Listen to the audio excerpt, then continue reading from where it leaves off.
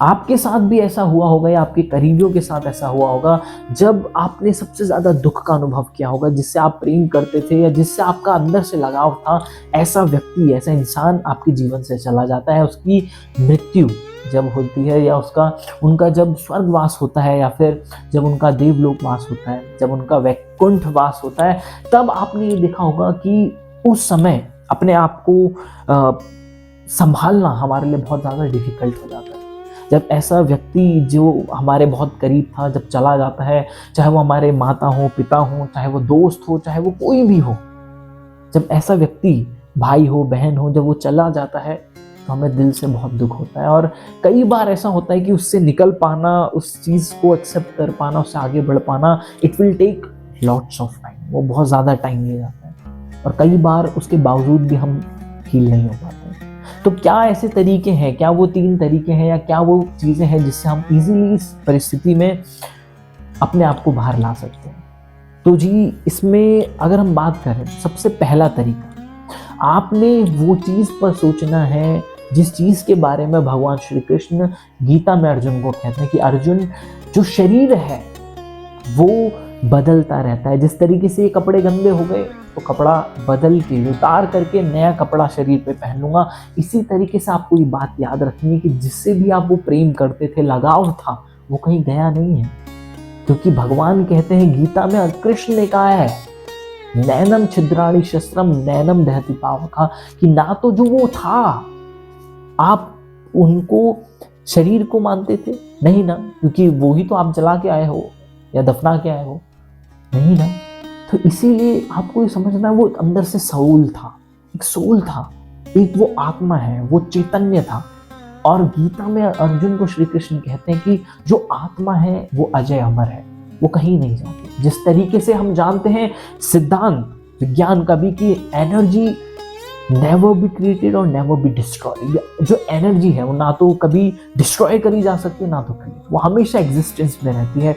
इसी तरीके से भगवान अर्जुन को कहते हैं कि जो आत्मा है वो हमेशा हर काल में रहने वाली है अर्जुन, वो ना तो जलाई जा सकती है, ना ही पानी के द्वारा डुबाई जा सकती है, ना सुखाई जा सकती है, वो हमेशा रहने वाली है। तो पहली चीज ये सोचें, जिससे भी आप प्रेम करते थे, लगाव रखते थे, वो कहीं गया नहीं है। अगर वास्तव में प्रेम था तो आज उसको आप यहीं अपने पास, अपने करीब, अपने दिल के पास हमेशा पाएंगे। नंबर 2, जहां पर भी वो गए हैं, यानी कि उनका शरीर पूरा हुआ है, आपको ये सोचना है, क्या आपका वो समय नहीं आएगा? आएगा। तो आपने ये सोचना है कि जहां वो गया है वहां पर आज नहीं, हो सकता है कल नहीं, हो सकता परसों, मुझे भी वहीं जाना है। तो अब जब मुझे भी कल वहां जाना है, तो अब मैं उसका ज्यादा चिंतन ना करके अभी जो करने योग्य है वो कर लेता हूं, क्योंकि कल तो मुझे उसी के पास जाना है, वहीं जाना है। तो अभी जितना समय मेरे पास है उसको कुछ किया जाए, उसका सदुपयोग किया जाए, क्योंकि जहां वो कल है हाँ तो मुझे भी जाना है। उस प्रीतम के घर तो मुझे भी जाना है ना।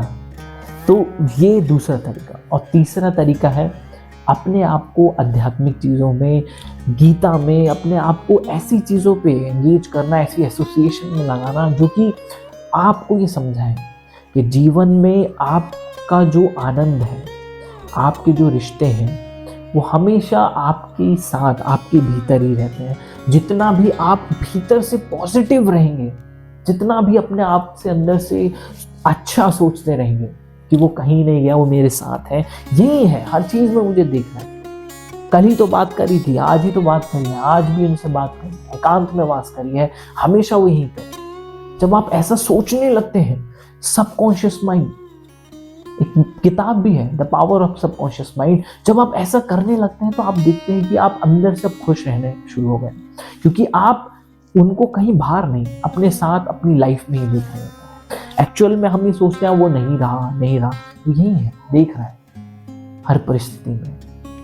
तो जब आप ऐसा अनुभव करने लगते हैं, अपने आप को ऐसा मन से, अपने आप को ऐसा ट्रेन करने लगते हैं, सबकॉन्शियस माइंड को ऐसा ट्रेन करने लगता है, अरे वो यही तो है, कहाँ है, सही रे, यही है, कहीं गए थोड़ी है, तो चलो आज काम कर लेता हूँ, आज ये करके दिखाता हूँ। तो धीरे धीरे आप देखते हैं कि आप इजीली इन चीज़ों से मूव ऑन हो रहे हैं। मूव ऑन नहीं हो रहे हैं आप, बल्कि उस सच्चाई में जा रहे हैं जहाँ पर आप उनके रियल एग्जिस्टेंस को एंजॉय कर रहे हैं। अभी तक हम सोचते हैं कि हाँ भाई शरीर था, ये था, वो था, एक लिमिटेड स्पेस में मान रहे होते हैं, बट जैसे ही आप उस फेज में जाते हैं, उसको चैतन्य के रूप में, वेदांतिक दृष्टि से अगर हम कहें कि ब्रह्म के रूप में अगर आप जानने लगते हैं, वो जो हमारे वेद वाक्य है, ओम पूर्णमिदः पूर्णमिदम्, आप उस दृष्टि से जब देखने लगते हैं, एवं सर्वइदं खलिदं ब्रह्म, है ना, अहम ब्रह्मास्मि सम कहते हैं, जब आप उन चीज़ों पर देखने लगते हैं, तब आप देखते हैं कि यस, वो जो भी था वो यही है, आपके दिल में है, आपके साथ है, और हर परिस्थिति में आपके साथ है, कहीं आपसे दूर नहीं है। और जो दूर हुआ है वो आपका जो ये है वो भी दूर होगा, आपका भी शरीर जाएगा। ठीक है, ये तरीके अगर आप करते हैं, इन चीज़ों को अगर आप अप्लाई करते हैं, तो आप इजीली इस चीज़ को डील कर पाएंगे। Thank you.